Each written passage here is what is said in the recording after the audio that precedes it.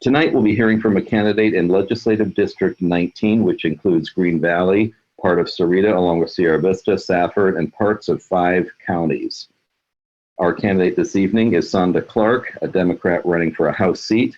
2 other candidates, both of them Republican incumbents, declined the invitation to tonight's forum. I'm Sanda Clark, running in LD19 for a seat in the House, because I think after 20 years, Cochise County deserves to have a Democrat representing them. I was not born in this country. I was born in Bucharest, Romania, and my family fled Romania, so I would have the opportunity to grow up and develop the best that I could be in the free world. And it is that motivated me to enter this race, because our freedoms have been chopped away for the last several years. Maybe it was long in coming, but it's become incredibly apparent and heartfelt of what's going on. Our rights, benefits, and freedoms are on the ballot this November. To breathe clean air, to get affordable health care, opportunity for education for everybody of the highest level, and decide whether or not and when to grow our families. For all these freedoms, I want to fight so all of us have a chance to live the lives that we imagined possible in this great country and this great experiment that I desperately want to keep. Thank you, and I hope you'll examine my opinions, my thoughts, my feelings, and you'll decide that I'm your candidate and give me your vote in November. Thank you. On Saturday, all abortions became illegal in Arizona other than to save the life of the mother. This happened when a Pima County judge allowed a decades-old ban to be reinstated after the Roe decision was overruled in June. It mandates up to 5 years in prison for anybody who helps a woman obtain an abortion. What are your thoughts on the Arizona decision? I'm absolutely horrified. I am not of bearing children age any longer, but I cannot help but think of the grandchildren of people my age who are just growing up, who are going to have lesser rights and protection than we have had all our lives. What really is bothersome in all of this, it's the fact that Roe has been precedent. Every single Supreme Court justice, when they came before the Senate, they all said, oh, Roe is precedent. We are going to respect precedent. In essence, that's lying under oath, which is a terrible example to set for when you are in charge of administering the laws. In my view, abortion care, reproductive care, it's a privacy issue. It's our right to privacy that all of us cherish and should be left to the person able to carry the child, the person that impregnated the person to have a child, and the doctors. I don't think that anybody should advocate for birth only. And many of the people in Arizona believe that life begins at conception. They are unwilling to provide once the child is out of the uterus. And to me, this is not being pro-life, it's strictly being pro-birth. And I have a real problem with that. The Democratic candidate for state attorney general says she will not enforce the law, the new Arizona law, citing that a state constitutional right to privacy includes reproductive rights. Would you support her stand not to prosecute? Absolutely. Without hesitation. Okay, the state legislature is the one who makes the laws, so what she's saying is that she is not going to enforce the laws that you would be making if you go to the legislature. You're okay with that? I am okay with that because this is a law that they have reintroduced from the 1800s. We are 2020. We need to adapt laws for the time that we live in, and we want to go forward, not backwards. What is your position on the Rosemont copper mine? Do you believe it to be good, bad, or are you unsure? And let's actually expand that, not just the Rosemont copper mine, but also the Copper World project, which is going to be on the western slope of the Santa Ritas. What horrifies me is that we live now in a time when the only thing that has value and merit and consideration is profits and making money. Once you deface the Santa Ritas, for example, that is not going to return to the beauty that we have now. And to me, money is not what follows us, is our memories, is our experiences, is breathing the fresh air, is looking at the beautiful sunsets and sunrises that are available in Arizona for all of us to enjoy. So I am really opposed to it. Can't believe that it was stopped for a while and now it's beginning again to do work up there. And it not only that it defaces the beauty of the nature, that it interferes with the wildlife that exists here, but it also affects our health. The air that we breathe, all the debris that comes out there from the mining that they do there, it affects the quality of air that we breathe. Many kids have asthma now, and this is not a help in any way except for those who invest in this enterprise and make money of it. What also bothers me is that the people who own those mines now are not even Arizonans. If you go up there and you see who the workers are, because they always claim they provide jobs, but not all those who work up there are Arizonans. Many of them come from Canada and elsewhere. So I'm not in favor of it, no. And I think there is more to life than just making money. And we are creative people. We can figure out better ways to make money. You know, it's a difference between those scammers who make a lot of money or working honestly. If they would if scammers would take their talents and apply them to an honest way of making a living, they would be very rich as well. I'm against it. The proponents of the mine would say that what is being pulled out of the ground there, the copper, is necessary for us to have a brighter future with electronics, etc. Do you buy that? Maybe is that the only place in the world where there is copper to be mined? I'm not sure. I don't know that. And secondarily, how about all the water that they are using that is in such scarce supply? And we are made aware almost daily in the news of what's happening with water in Arizona. I would say let the Canadian people find other resources for mining copper, not in my Santa Ritas. Thank you. The economy is top of mind for everybody with inflation, and now we have the sagging stock market. What can you do, and this is a broad question, I understand, but what can you do in the legislature to ease the burden on Arizonans who are dealing with inflation? Well, first of all, let's analyze inflation. Have you ever heard of the billionaires? Has Jeff Bezos ever heard him complain about inflation? Elon Musk, has he complained about inflation? I don't think so. I think part of what you have to examine, and I'm not saying that inflation doesn't exist because I've gone to the store and I know what's happening to things that used to cost $1 are now $3. I'm not poo-pooing that at all. But let's be honest here and analyze how much profit has been made because of the COVID and all the other, like the war in Ukraine and other things. The gouging of the gasoline prices, it's ridiculous. I mean, they've made more, the companies, Exxon and all the others have made so much profit like never before. If they were to be, but you see that it comes back to what we value, and do we value each other, and do we feel obliged that there is more to life than just making profits hand over fist for ourselves? It's caring about our neighbors. That attitude of caring about each other is kind of not so present in our lives anymore, and I mourn that. So then you're suggesting then that there is some part of inflation that is manufactured, it's not real, correct, and people are pocketing the money.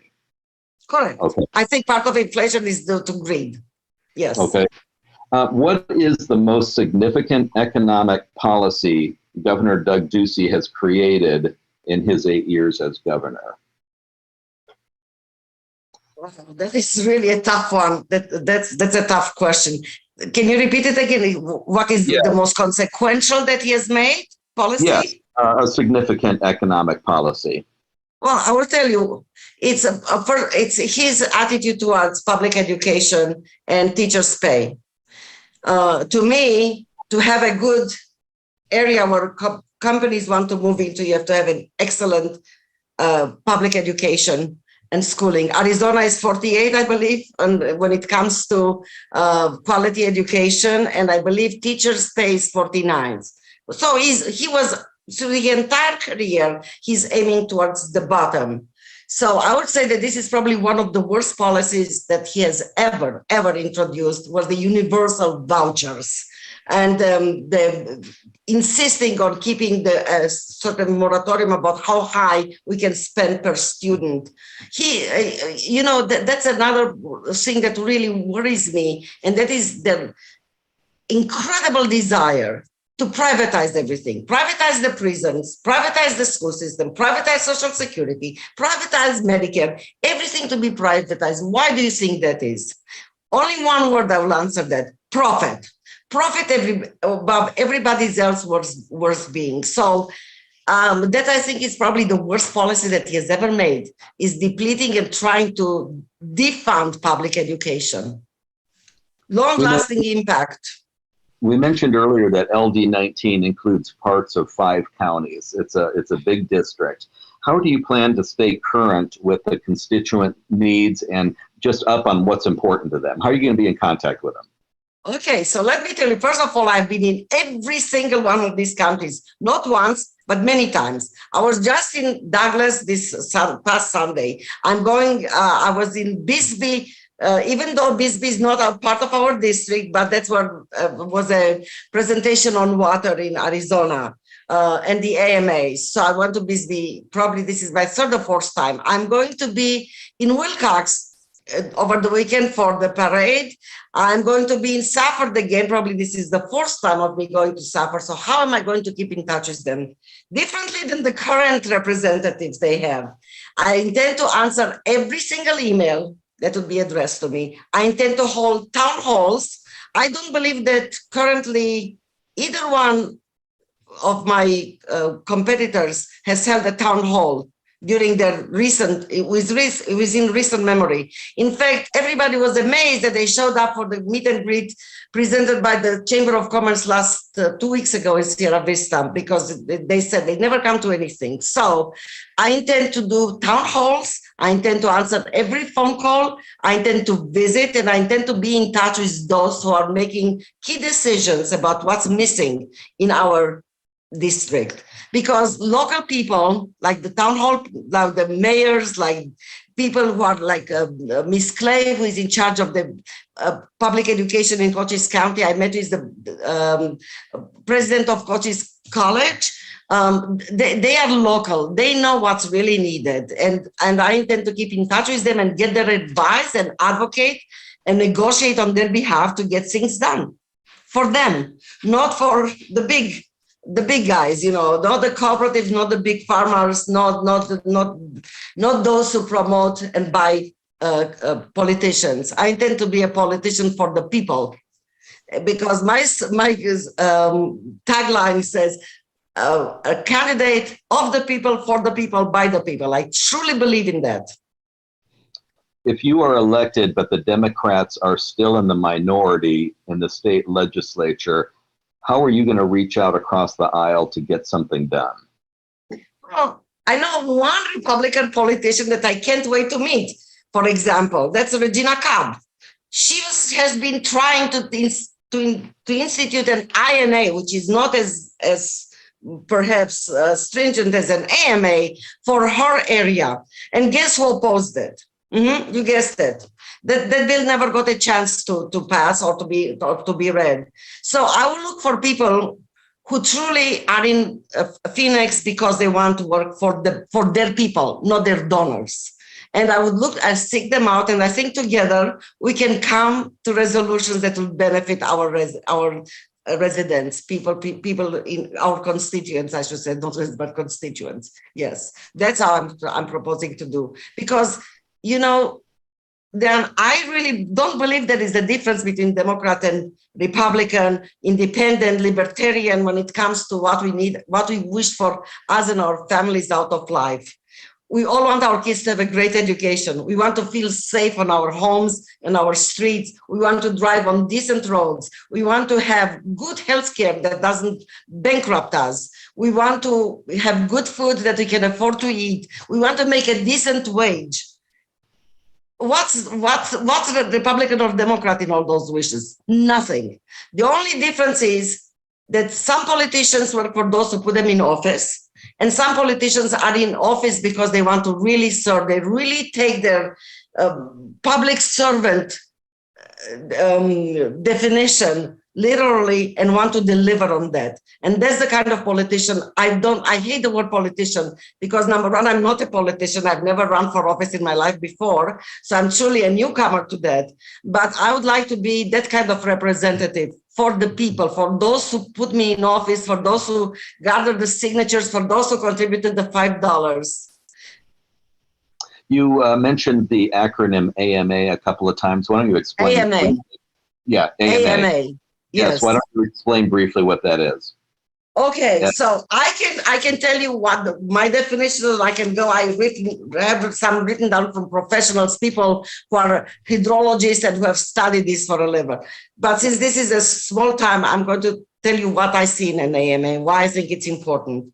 We are almost at a time where there is no return from running out of water.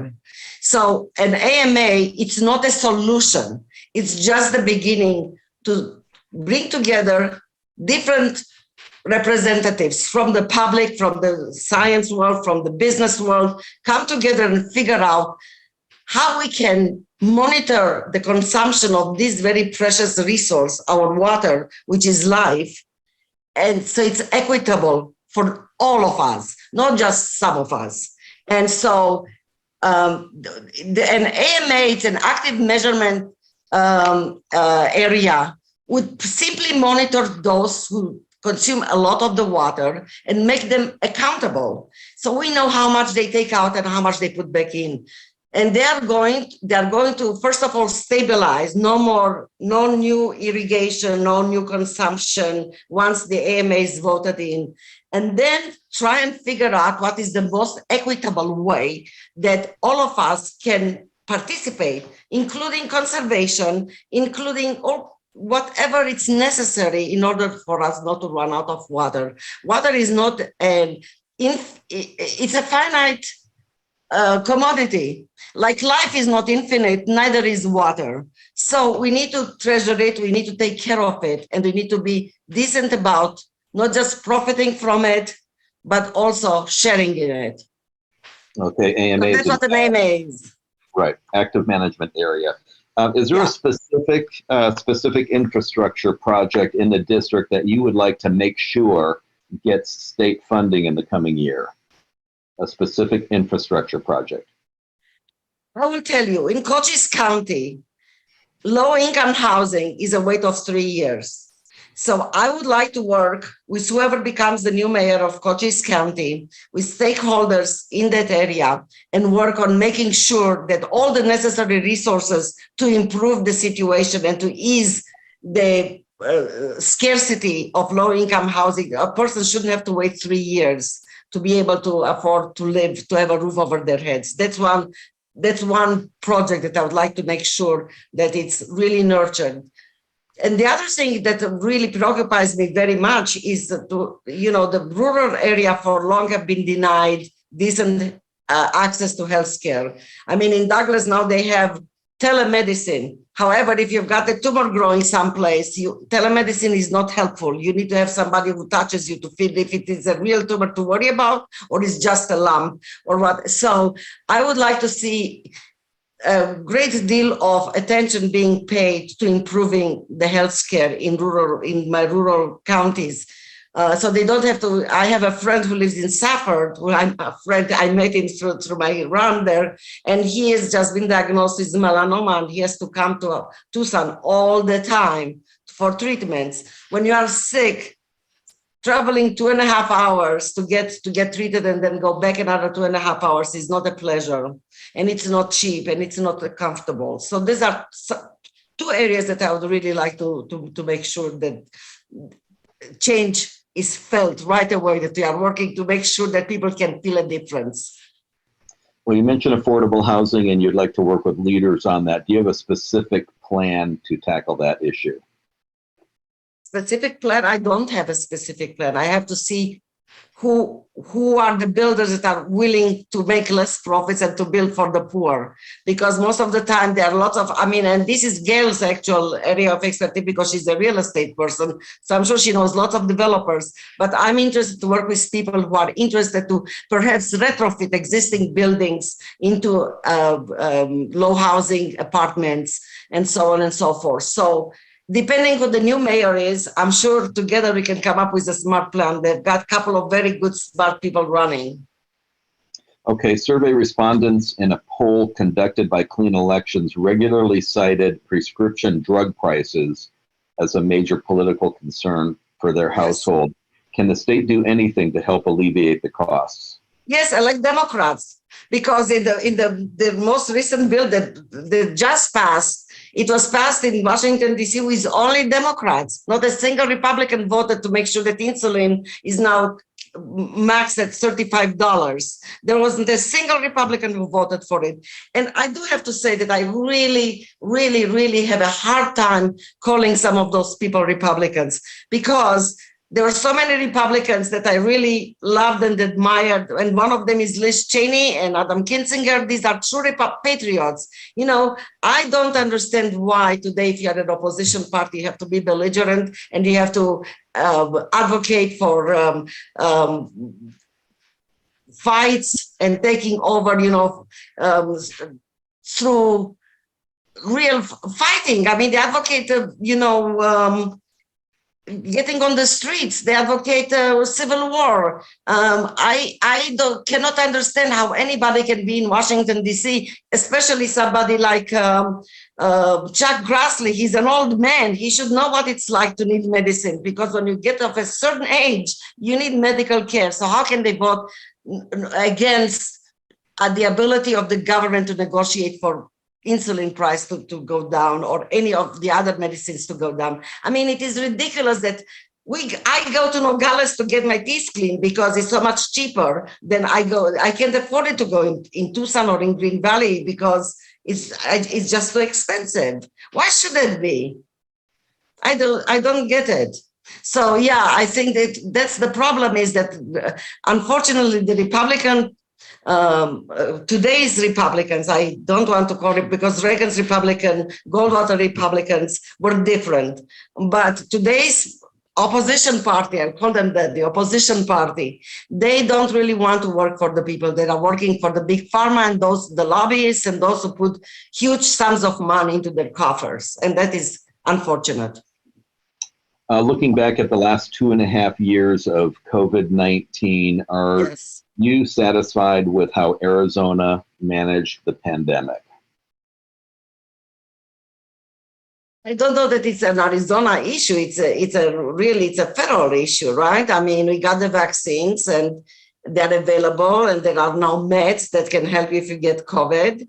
I have a hard time understanding why people are anti-vax, but I know that many are, not just in Arizona, but in Australia and other places throughout the world. And I completely respect choice, because that's part of freedom. And I'm a huge believer in freedoms to be respected. However, I would like to ask people, what's the difference between protecting people against getting a disease that potentially can kill them, which, Herman Cain died because he attended the Trump rally and, he wasn't protected and he died from it. Why should he was okay, pretty old, but he could have had a few more good years to enjoy life. Now polio is coming back, like in New York, they found it in the sewer waters and stuff. I think that vaccines have saved us a lot of grief and improve our quality of life. What I have trouble understanding is why somebody feels that their preference, they don't mind that their preference would possibly cause somebody else's death. And they have no problem with that, especially when they are pro-life. That I have a problem, because it's this selfishness. It's just thinking about me and my desires and my wishes, and they take preference over everything. We live in it would be so nice if we could be kinder to each other. I remember Bush said a gentler, kinder, what he was hoping for. Do you remember when Bush was saying that when he was running? He was preferred gentler, kinder attitudes. And I cannot say how much I wish that we could remember that and return to that attitude, to be gentler and kinder to each other. We have it only each other, really. Well, a half hour goes quickly. We're going to have one more question and then give you a couple of minutes to wind it up. Arizona's Constitution, the state constitution requires college to be, quote, as nearly free as possible. Do you think we're there? And if not, how would you reel in tuition costs for Arizona students? I don't know what the cost for to ASU is now. And I know that University of Arizona is pretty low. It was like 5,000 or so a year or two ago. All I can tell you that when I taught at Wesleyan University in Middletown, tuition was $45,000 a year. So if you take this, and I think Harvard is now about $60,000 a year. University of Connecticut, which is a state school, is about $15,000 or $20,000 a year. So I wish I could say that I believe that if you went to the university and got a college degree, you'd be all set for life. It's no longer the case. So I believe that we should have equal sympathy and love for trade schools. You know, when you go to a college conservatory, being a musician, I can relate to that. That's a trade school in essence. You go to study ballet or violin or piano, and that's pretty much what you concentrate on. Well, there is no saying that concentrating on how to become a great welder or a great electrician or a great plumber should be any less distinguished. And this at least offers you, once you graduate, it offers you the opportunity to really survive because you can get a job. While if you are an actor and you go to Columbia and you get or Juilliard and you get a degree in acting, you are more assured to become a waiter in New York City than to become a superstar. So I do believe that education should be probably, I don't know if it should be free, but I think it should be scaled to the person's income. And people who are low income or people who are like DACA students, they should get equal in-state tuition, and they should not have to carry a debt for $30,000 or $40,000 when they get out of school. And that kind of impacts how you're going to live your life, being able to buy a home or have a family or whatever. I do think that education should be responsible, that if you go for 4 years and you get a degree, you can also make a living afterwards. And I don't think that most liberal arts schools for sure are not providing that assurance that you go to school, you get a degree, and then you can make a living. Especially if you study philosophy, for example. Okay. Ms. Clark, we have touched on quite a few topics, and I know we could go a lot longer, but we are going to keep this at a half hour, but we're going to give you 2 minutes for a closing statement. Okay, so as I said, I grew up in communist country. I don't want my country, Arizona, to become that. I definitely hope that it never comes to our shores. This election is a clear choice between Americans who work for a living, who want the best for their families, and those who really believe that the rule of law only applies as they go along, as they make it along. And nothing matters to accomplish your goal. Everything doesn't matter. You can accomplish it by force or by lying or by promoting lies, or they don't, remember Daniel Patrick Moynihan said, you are entitled to your opinions, but not to your facts. And since our past administration, a lot of people have chosen to live in alternative universe and facts. So most Americans want to provide for their families and create a better future for their kids. And unfortunately, our counterparts prefer to support and give kickback to corporations and block every bill to lower drug costs, to deliver clean energy, and to create good jobs. I don't want our freedoms, from banning abortion with no exceptions, to ending Social Security and Medicare, to allowing politicians to overturn the will of the people with no regard for your vote, to become the normal. So I'm hoping that you are going to be with me, a true patriotic Americans who love this country, who want democracy to remain our way of life. And I'm hoping like crazy that you are going to give me your vote this November. Thank you.